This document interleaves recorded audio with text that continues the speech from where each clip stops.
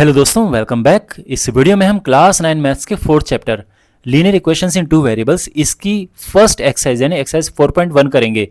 यहाँ पे आप देख सकते हैं इस एक्सरसाइज में ओनली 2 क्वेश्चंस हैं, छोटी सी एक्सरसाइज है और इन दोनों क्वेश्चंस को इस वीडियो में हम करेंगे। अगर आपको इस चैप्टर के कॉन्सेप्ट वाले वीडियो देखना है तो आप आई बटन पर क्लिक करें, वहाँ पर आपको वीडियो मिल जाएगा और डिस्क्रिप्शन बॉक्स में प्ले है, उसमें आपको इस चैप्टर के सारे वीडियोज़ मिल जाएंगे।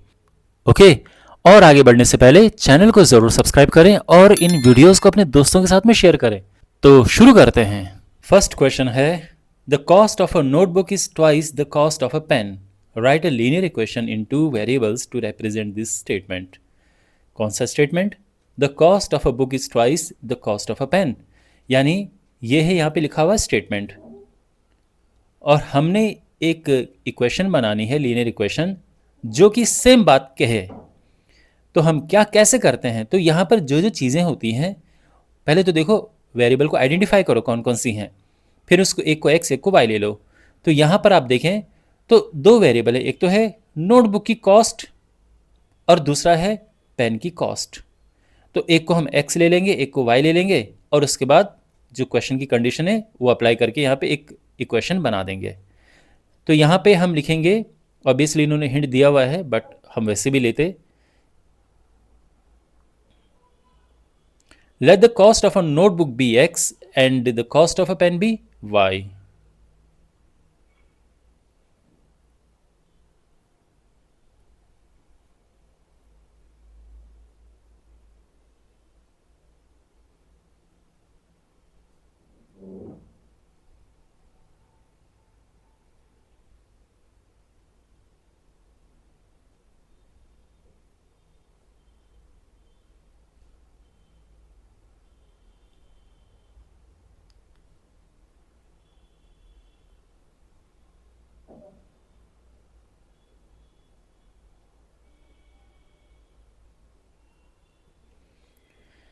अच्छा, एक बात ध्यान रखना, ये इंग्लिश का पार्ट है यहाँ पे जो मैं समझा रहा हूँ कि जब भी सेम चीज़ें लिखी होती, जैसे यहाँ पे कॉस्ट लिखा है, द कॉस्ट, तो जब भी सेम चीज़ इस तरह से रिपीट होती है तो हम इसकी जगह पे लिख देते हैं that,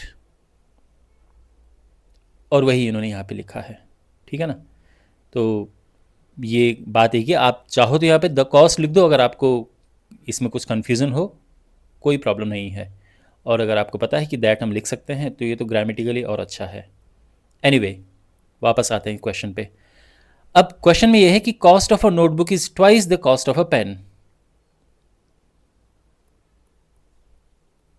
cost of a notebook क्या है? Twice the cost of a pen.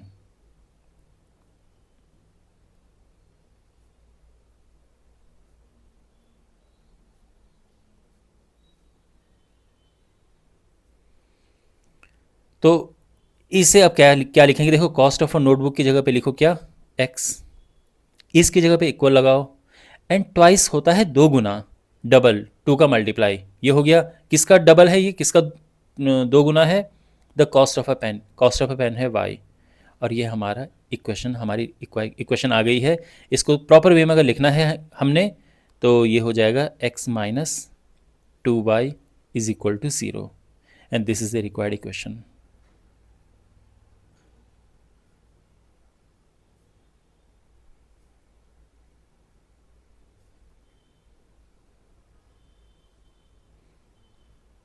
ठीक है, समझ आ गया? देखो यहाँ पे तो इस तरह का एक ही क्वेश्चन है, लेकिन मैंने एक इंट्रोडक्शन वीडियो बना रखा है इस चैप्टर का, उसमें मैंने बहुत सारे एग्जांपल्स दिए। आप आई बटन पे क्लिक करके आपको वीडियो मिल जाएगा, नीचे डिस्क्रिप्शन में भी प्लेलिस्ट है, उसमें भी वो वीडियो मिल जाएगा। ठीक है ना? और उसको ज़रूर देखना, आपके कॉन्सेप्ट उससे ही बिल्डअप होंगे। ध्यान रखना, आप वो वीडियो ज़रूर देखें, बहुत अच्छा वीडियो बना है। ओके, अब इसका सेकंड क्वेश्चन करते हैं। अब हमने इस क्वेश्चन में ये जो 8 पार्ट्स हैं, इनको पहले तो हमने एक जो स्टैंडर्ड फॉर्म है linear equation in two variable की, ये स्टैंडर्ड फॉर्म हम इसे कहते हैं। ठीक है? तो हमने इन्हें इस फॉर्म में कन्वर्ट करना है और फिर हर एक केस में ABC लेकर आना है। तो फर्स्ट हमारे पास है 2x plus 3y is equal to 9.35, इसके ऊपर बार है। तो यहाँ पे हम इस सब को लेफ्ट में लेके जाएंगे क्योंकि हमने इस फॉर्म में लेके आना है। तो ये हो जाएगा 2x plus 3y minus 9.35 is equal to 0। तो ये जो इक्वेशन है ये स्टैंडर्ड फॉर्म में कन्वर्ट हो चुकी है। जो ये इक्वेशन थी ये स्टैंडर्ड फॉर्म में आ चुकी है। x है, y है और ये कांस्टेंट टर्म है। ठीक है, तो ये जो स्टैंडर्ड फॉर्म है इस फॉर्म में हमने इस इक्वेशन को लिख दिया है। तो हम लिखेंगे which is in the form of ax plus b y plus c is equal to 0। तो ये इस फॉर्म में है। अब हमने यहाँ पे ABC भी लिखना है। तो वेयर a क्या है, तो जो x के साथ होता है, x का कोफिशिएंट होता है वो a है, यानी x के साथ क्या है 2 है। ओके, b जो y का कोफिशिएंट है वो b है, यहाँ पे y का कोफिशिएंट 3 है। और constant term which is c, constant term यहाँ पे क्या है माइनस 9.35 बार। माइनस साइन मत भूलना, ठीक है ना। और ये आंसर आ चुका है। तो आई होप आपको ये सोल्यूशन समझ आया होगा। सेकेंड पार्ट ये है। अब देखो ये पहले से ही ax plus b y plus c की फॉर्म है, क्योंकि देखो x यहाँ पे है, y की टर्म यहाँ पे है, कांस्टेंट टर्म यहाँ पे है, ये पहले से ही इस फॉर्म में। तो हम ये लिखेंगे कि it's already in the form of ax plus b y plus c is equal to 0।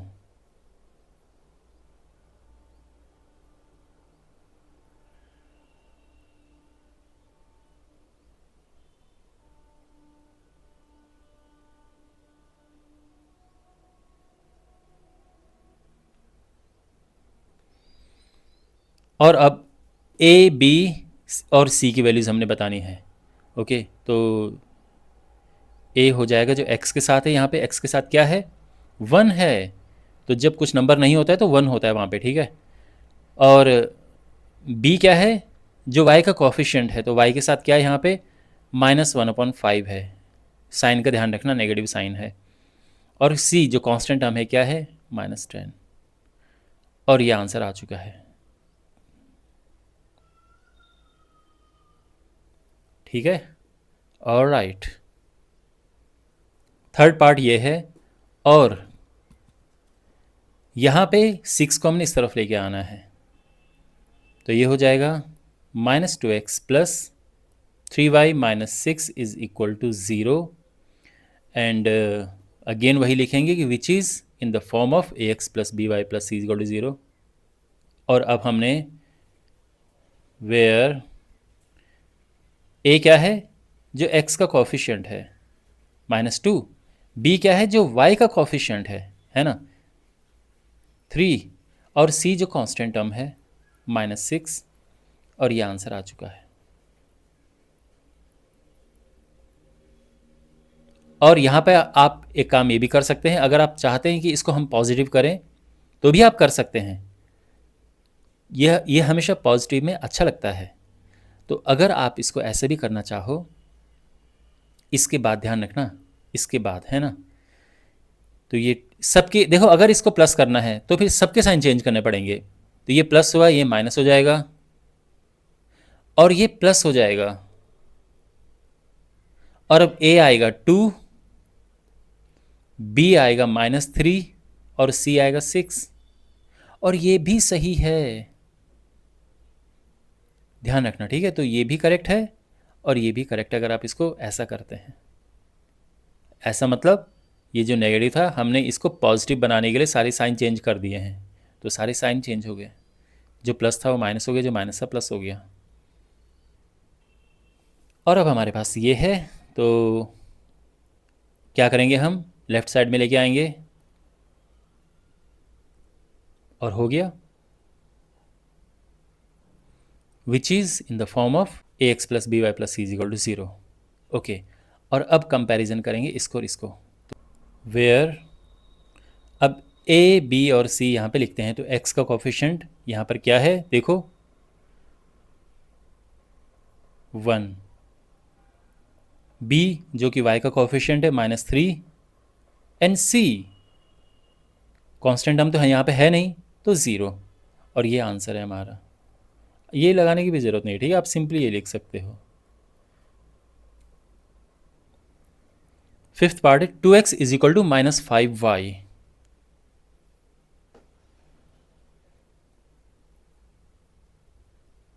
तो ये क्या होगा, लेफ्ट में लेके आएंगे 2x plus 5y is equal to 0, and again which is in the form of ax plus by plus c is equal to 0, where a क्या है, x का coefficient which is 2, b y का coefficient which is 5, and c constant term जो कि यहाँ पे है नहीं। तो ये हमारा आंसर आ चुका है। सिक्स पार्ट है 3x प्लस 2 इज इक्वल टू 0।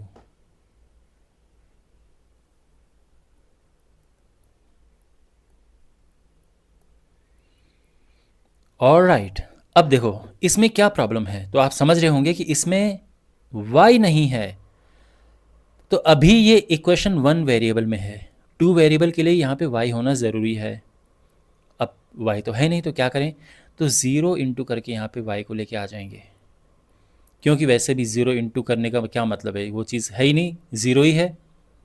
तो यहाँ पे वैल्यू भी नहीं चेंज हुई और y भी आ गया, तो इस तरह से कन्वर्ट होगा, and which is in the form of ax plus b y plus c is equal to 0, where a is equal to 3, b is equal to 0, okay, x का कोफिशिएंट a, y का coefficient b and constant term c, और ये answer हमारा आ चुका है। Next part, seventh part है y minus 2 is equal to 0।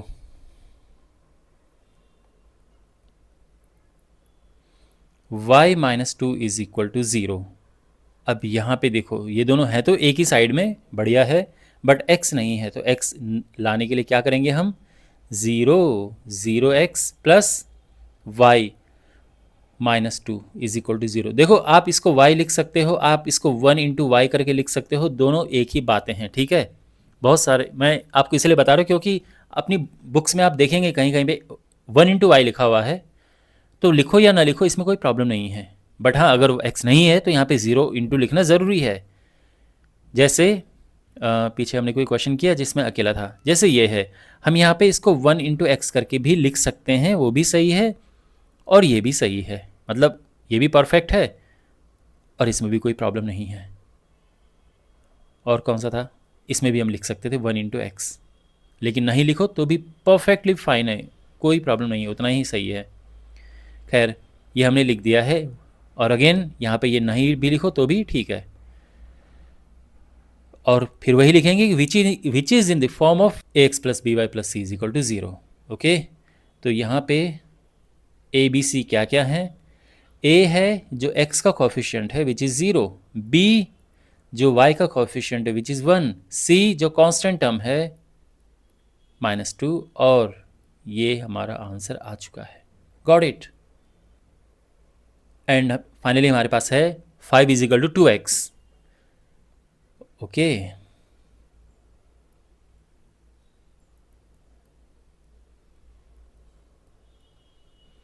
तो यहाँ पे इसको सॉल्व करने का तरीका है, इसको हम अगर लेफ्ट साइड लेकर आते हैं तो -2x plus 5 is equal to 0 हो जाता है, या फिर आप इसे उधर लेके जाओ तो क्या हो जाएगा 2x माइनस 5, और फिर पूरा पलट दो 2x minus 5 is equal to 0। तो बेसिकली हमने क्या किया, इसको जब इधर लेके आए साइन चेंज हुए, प्लस का माइनस हो गया, ठीक है, लेकिन हमने इसके साइन चेंज कर दी तो ये हमने लिख दिया।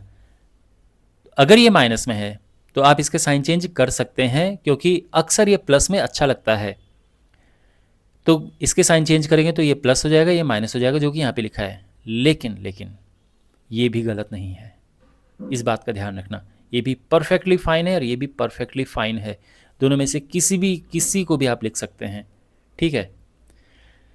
तो यहाँ पे अभी ऑब्वियसली y नहीं है तो y हम लेकर आएंगे, तो ये हुआ -2x प्लस, अब y तो नहीं है तो हम 0y लिखेंगे, ठीक है, और which is in the form of ax plus b y plus c is equal to 0, ये बिल्कुल इस फॉर्म में है। और अब हम ए बी सी की वैल्यूज निकाल देते हैं, where a is equal to a जो x के साथ है -2, b जो कि y के साथ है विच इज़ 0, c जो कि कांस्टेंट टर्म है 5, और ये आंसर आ चुका है। यहाँ पे आप कैसे करते, अगर आप इसका साइन चेंज करना चाहते तो ये हो जाता, और इसके बाद फिर ऑब्वियसली y नहीं है तो लाने के लिए हमें 0y लिखना होगा, और फिर सेम बात यहाँ पे कि which is in the form of this, और अब यहाँ पर a क्या होता 2, b 0 एंड c -5। तो जो यहाँ पे साइन है सारे चेंज हो जाएंगे, ये माइनस का प्लस और इन प्लस का माइनस, और ये आंसर। तो अगर आपको ऐसे करना है ये भी परफेक्टली फाइन है, और ऐसे करना है ये भी परफेक्टली फाइन है। ओके ऑलराइट, तो एक्सरसाइज कंप्लीट हो चुकी है। आई होप आपको समझ आए होंगे इसके सारे क्वेश्चंस। इस चैप्टर के बाकी वीडियोस के लिए आप अपने सामने प्लेलिस्ट है उस पर क्लिक करें, चैनल को सब्सक्राइब करें, और वीडियोस को अपने दोस्तों के साथ में आप ज़रूर शेयर करें। मिलते हैं अगले वीडियो में, टेक केयर।